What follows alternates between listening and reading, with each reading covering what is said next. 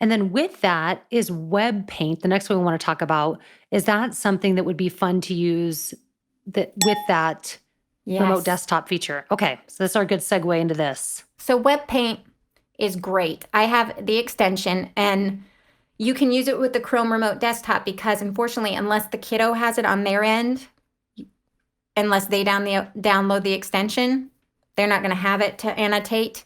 So you can use it with the Chrome remote desktop or just to highlight reading articles that you're doing with older kids.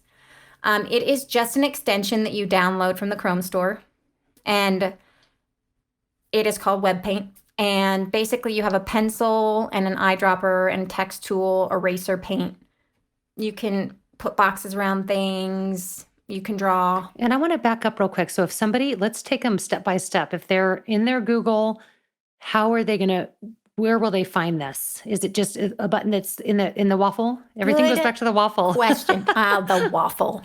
So when you go to Google, we have, when you sign into your account, it'll say Gmail, images, and then there'll be the 9-dot waffle, they call it. And so if you just open that, at the bottom, you'll more from Google Workspace Marketplace, or you can just go over on your Chrome remote or your Chrome browser, and it says apps with the waffle all the way at the far left.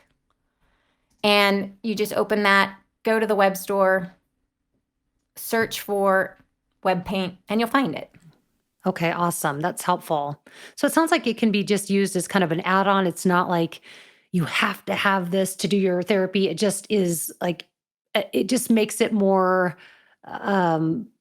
gives you more options of things that you can do with it. Yeah, just because, if we're reading an article and I want to highlight, like we're doing a scanning technique where we're just quickly going over and searching for main idea, details, or we're just scanning for unknown words, I can underline and pencil the unknown words, and we can come back to it. I can highlight them, I can circle them, and then I can take a screenshot, save it, because unfortunately, if you scroll up in the reading, all those little lines and dots will be there. Same as with Zoom, same. Right, so take a little screenshot. So for our visual learners, which most of us I think are, that sounds like a wonderful tool.